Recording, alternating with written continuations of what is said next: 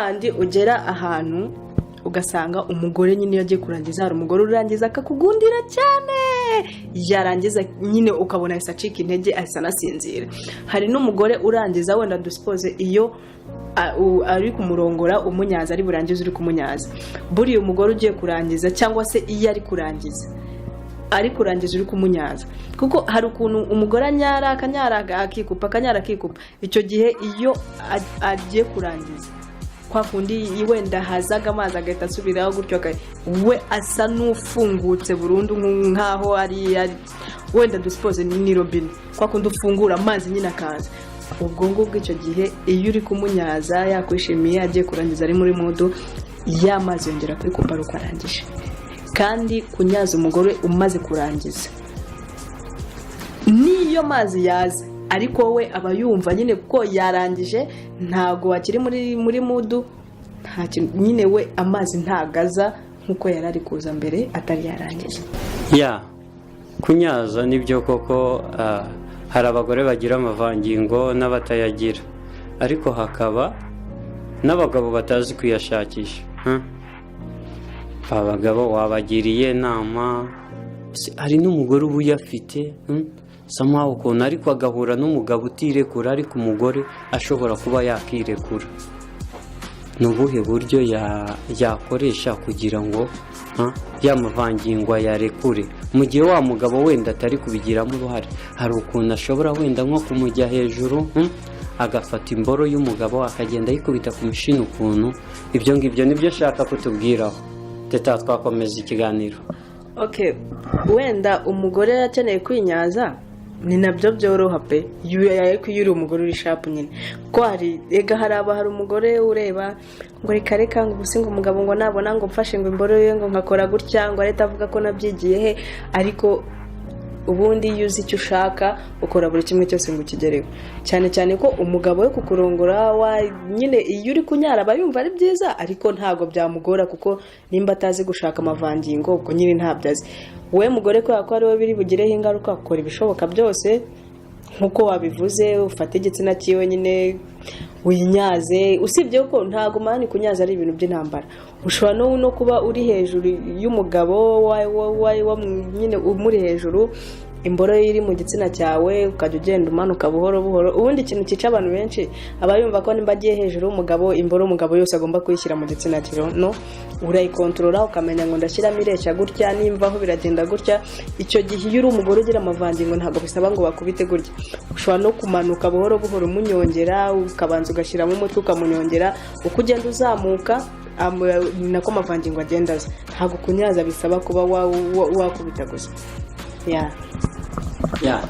Teta, abagore namwe yabagiriye inama y'ukuntu ushobora kwinyaza, ariko hari akandi kabazo k'ingenzi njya numva gatredinga hano hanze, bavuga yuko buriya umugore unyara iyo umurongoye ntumunyaza bimwongerera umushiha.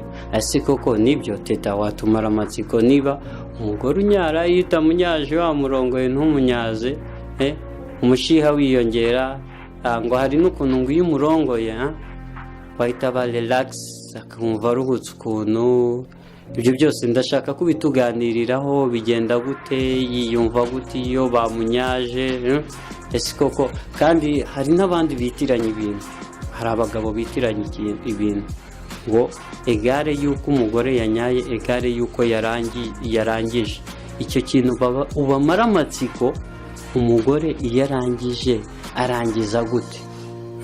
Umugabo iyo arangije urabibona we nk'umugore, umugore we iyo arangije arangiza gute? Icyo kintu ndashaka ko tukivugaho. Ibyo byo kwitiranya ngo umugore ngo nimba yanyaye ngo yarangije nta hantu bihuriye, kuko umuntu wese hari umugore utangira kurongora ugishyiramo imboro agatangira kunyara, nese ubwo abayise arangiza ako kanya? Kunyara no kurangiza ahantu bihuriye. Naho kurangiza k'umugore nicyo kintu cya mbere gituma umugore aruhuka, cyane bikaba akarusho iyo arangije uri kumunyaza. Buriya uko umugore aryoherwa arangije uri kumucumita, siko aryoherwa arangije uri kumunyaza, kuko iyo arangije uri kumunyaza aba yanyaye yaruhutse nta kibazo na kimwe afite, noneho akagerekaho kurangiza. niho handi uzasanga nimba urongora umugore wawe mubana mu nzu ukamurongora ukamunyaza akarangiza, nta munsi wari wamurongora ngo ntarangize, kandi uzasanga urugo rwawe ruhoramo umutuzo. kuko umugore cyangwa se umukobwa barongoye ntarangize cyangwa se ntibamunyaze, niwe muntu wa mbere wumva afite umushinga. gusa nyine hari abivugira, ari njye turi kumwe ukandongora ntunyaza numva mbikeneye, ndabikubwira ngo ndabikeneye, cyangwa se ndongoye sindangize ndakubwira ngo sindangije, wenda ukaba nta bushobozi ufite ko kundongora ngo ndangize, ariko ukaba ubizi neza ko ntarangije, ku buryo wenda utari bumbwire ikintu nagusubiza nabi ngo uri mbaza ngo niki uyu impamvu urayizi. nawe ubundi rwose abagabo beshya ko kunyara no kurangiza ari aho bihuriye, nta namwe bihuriye. Bahungu banjye namwe bagabo ba papa, nizere ko mwumvise yuko kunyara no kurangiza ni ibintu bitandukanye. Hari abantu babyitiranye, ukabona warongoye wanyaje umugore uburiri yabutoheje ukumva ko yarangije. No, ntabwo aba yarangije, igikorwa kiba kigikomeje. Ntabwo kunyaza egare kurangiza. Ariko hari ikintu numva atatubwiye neza. Umugabo iyo arangije urabibona acika intege somehow ukuntu, cyangwa se iyo agiye kurangiza hari ukuntu yongera speed iyo arimo ararongora, cyangwa se niba ari kunyaza agakubita kuri ya mishino cyane yihute cyane iyo agiye kurangiza. Teta tubwire, iyo umugore we agiye kurangiza, kuko hari abagabo benshi badukurikirana cyangwa se abasore batazi ngo iyo umugore agiye kurangiza bigenda gute, akamenya ukuntu bigenda. Ndashaka kudufasha udusobanurire neza, umugore ugiye kurangiza cyangwa urangije ubibwirwa n'iki? Kuko iyo umugore yarangije hari igihe habaho kuma, hari n'utuma. Ibyo byose ndashaka ko utumara urujijo ukatubwira ukuntu biba bimeze. Wenda duhere uko wamenya ko umugore yarangije.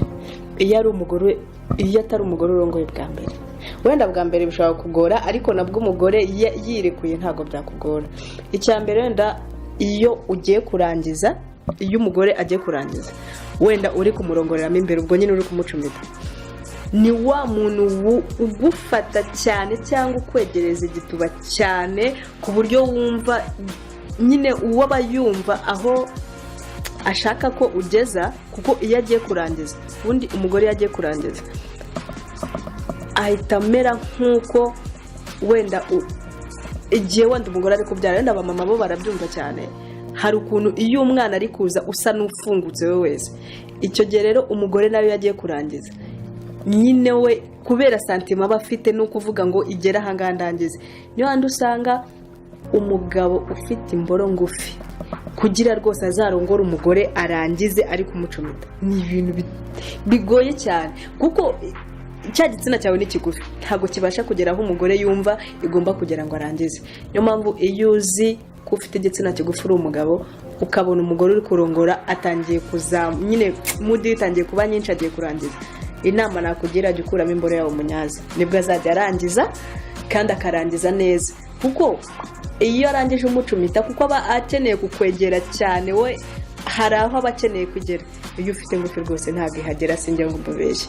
icyo nifuje yuko tugaruka ku bamama cyangwa se abagore mu gihe nyuma y'imibonano mpuzabitsina. hari ukuntu burya ushobora gukora imibonano mpuzabitsina n'umugabo wawe plutôt, cyangwa se boyfriend wawe ukamushimisha, bishoboka igikorwa ukacyitwaramo neza, ariko nyuma yaho ukaba ugira oderi itari nziza nyuma y'imibonano mpuzabitsina. icyo kintu ndashaka ko tukivugaho, kuko mu bushakashatsi nakoze nasanze gituma ingo nyinshi zisenyuka. Teta, icyo kintu hari ikintu waba ukiziho? nta experience nini mfite kuri ibyo ngibyo, ariko uko biri kose umugore wese utigiriye isuku, usibye na nyuma y'imibonano mpuzabitsina, na mbere niyo mwicaranye urabyumva ko odera bafite ntabwo aba ari nziza. ikindi wenda impamvu, hari indwara twese tuzi, ushobora kuba wenda urwara igikara, ibyo byo ntacyo wakora ngo bihinduke, ariko basi umugore cyangwa se ubundi akenshi usanga aho ujya kurongora umugore wawe cyangwa se uba wicaye mu bantu ukumva buri wese nyine uderi yawe ntabwo ari kuyumva neza, ni hahandi umuntu wese wararanye n'umugabo, umugore wese wararanye n'umugabo, byibuze mbere y'uko ugira ikindi kintu na kimwe ukora banza ufata amazi ujye dusha. Ugasanga umugore yararanye n'umugabo bareba barongorana banakoreye aho ngaho, nimba hari ikintu cya mbere wenda reka mbivuge kinuka, ni amasohoro yakuraye mu gitsina.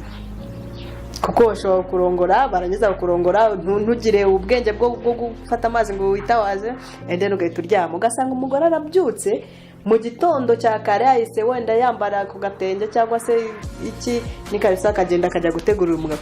Niyo handi uzasanga ushirira umugabo icyayi ku meza bitewe n'impumuro ufite, akaba akubwira ngo shira ngo amasaha y'akazi yageze n'iki n'iki. Icyo gihe niyo handi uzasanga umugabo nagira amahirwe mabi akamenyana n'umukobwa, ari wa mukobwa byibuze saa 11 abyuka mbere umugabo akinasinziriye akabanza akagenda koga akisiga akaza gutegura icyayi nyine ku meza, ubona ari umukobwa wawe wiyambariye neza usa neza mu maso. Niyo handi usanga buri mu gitondo umugabo wawe azajya asiga icyayi wawe akajya kukinywa abandi, kubera ko ikiwawe nyine ntago ari ni ibintu yumva bivangavanze, umwana ye yitumye hariya ibasi irimo imyenda iri hariya. Niyo handi njyewe ubundi iyo uri umumama nkuzi neza tubana cyangwa se twegeranye, hari ukuntu ushaka kumbwira ngo umugabo yaguca inyuma nkakubwira ko afite rezo nanjye namushyigikira, kuko ntago umugabo azaheruka kukubona usa neza kuri mariage yanyu buri munsi nyine uri wa mundi wo mu bana gufura kugira ute no. Iyo dembi rero abagore akenshi bayigira bitewe nuko batiyitayeho. Inama yabagiriye teta ndizera mwazumvise. Abagore nyuma y'imibonano mpuzabitsina na mbere yaho mugomba kwigirira isuku. Icyo kintu nashakaga kukigarukaho cyane kuko muri iyi minsi ubona yuko kiri mu kintu gituma ingo zisenyuka cyangwa se zitubaka neza cyane, aho nyuma y'imibonano mpuzabitsina usanga umuntu wenda se agira icyo nakita ifuke itari nziza, irase muri dushe urebe ukuntu wakitabaza ugaruke ikiganiro gikomeze, ariko be wawe cyangwa sheri wawe yumva umerewe neza nta kibazo. So ndagaruka ku kindi kibazo kimwe cy'amatsiko. Buriya abagabo dushimishwa n'utuntu duto cyane. Hari uburyo imibonano mpuzabitsina irangira, buriri wenda se bwajagaraye, amashuka iki n'iki byose birajagaraye, cyangwa se amashuka mwayanduje. Rimwe na rimwe ugasanga umugore yahise ajya mu yindi mirimo, nta mwanya abonye wo gutegura bwa buriri, cyangwa se sheri wawe wagusuye tuvuge uri umusore nta mwanya abonye wo gutegura bwa buriri. Anytime n'umukobwa nawe uri umuhungu atashye adashashe. Icyo kintu uwo mubano urumva wakomeza, urumva uzagira uburambe ku mugore wenda agiye mu tundi turimo atabonye umwanya wo gutegura bwa buriri.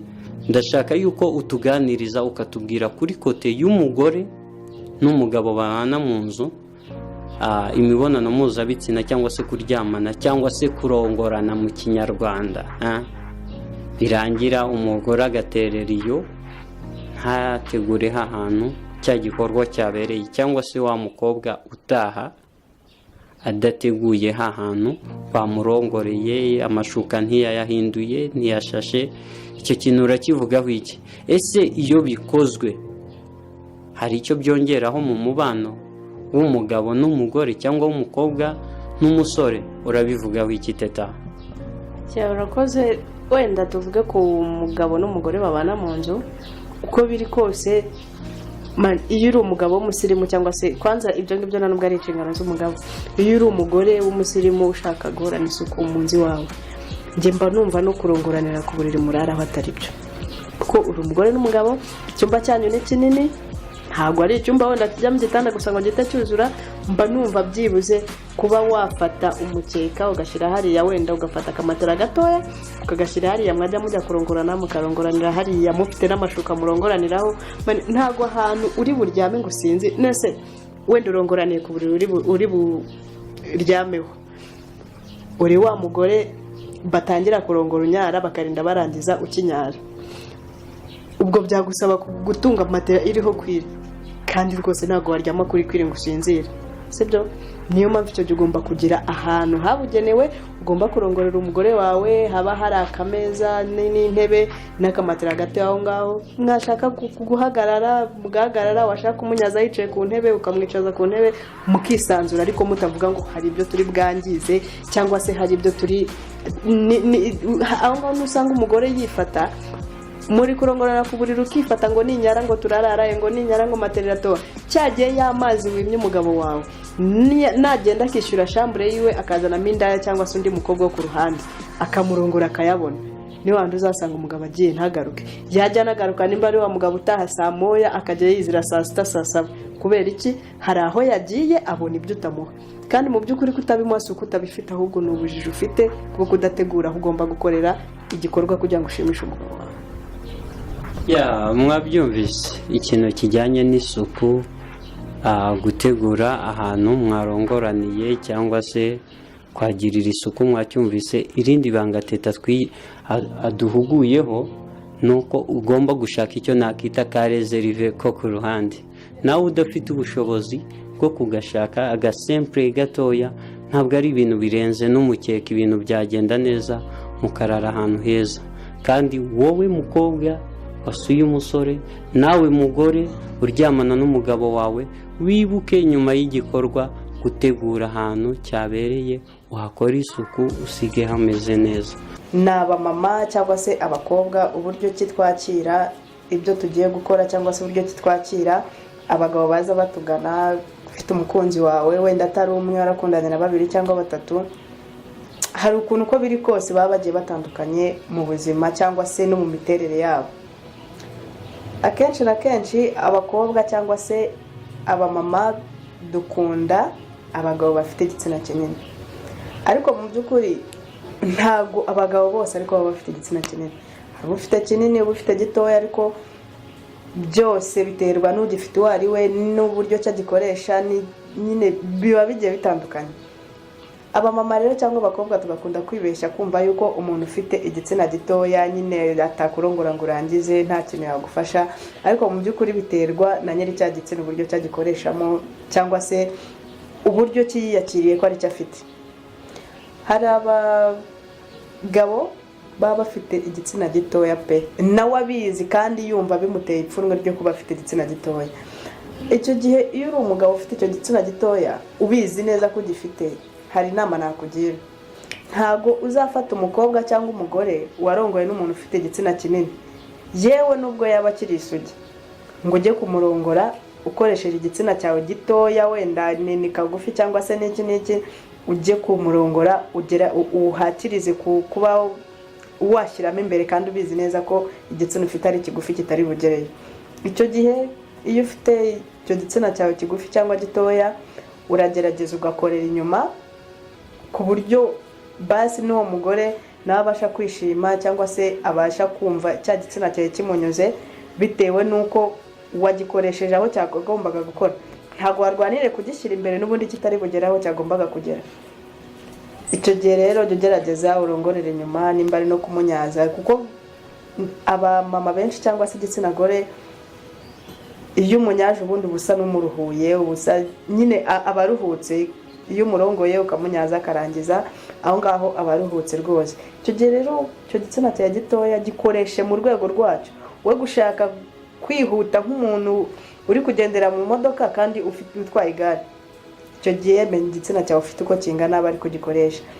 Hari n'abagabo nabo baba bafite ibitsina binini pe, ku buryo nawe ayireba kumva imuteye ubwoba.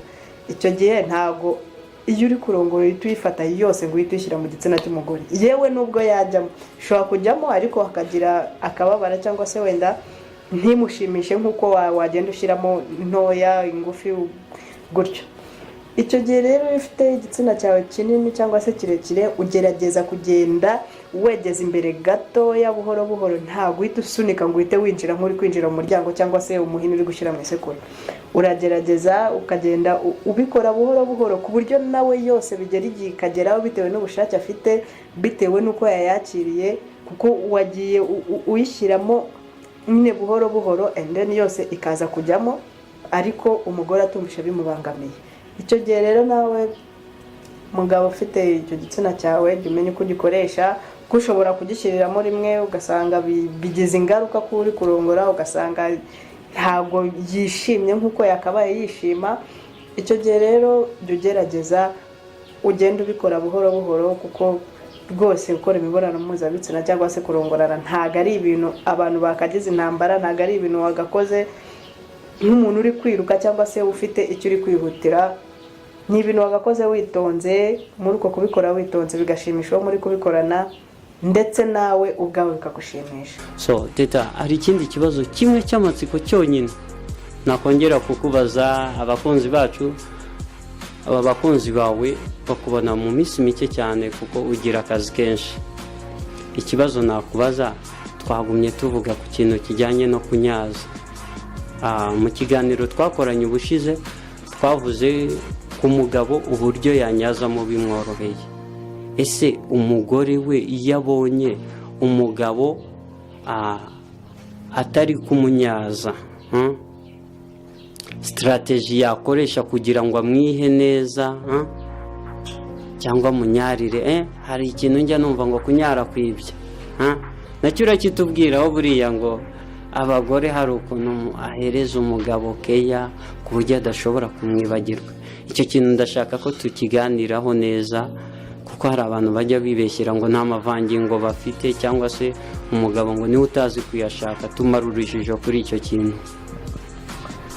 Icyambere wenda abantu wenda kamvuga abagabo barabizi nabo ko hari umugabo ubizi neza ko atazi gushaka amavangingo, atazi kunyaza. Kandi burya umugore wese cyangwa se igitsina gore cyose ku murongo gutangira 10 tukarinda urangiza rwose ntari. Wenda reka mvuge kuri njyewe ngufata nyine iyo mibonano mfata nkaho itabaye, kuko ibyo waje usanga mfite n'ubundi uragiye urabizi igenda bifite, ntacyo ugabanyije nta n'icyo wongereye. Niko kundi usanga umara kurongorana n'umuntu ntiyakurongoye ngo urangize, ntiyakunyaje ngo uruhuke, ugasanga gusigiye stress.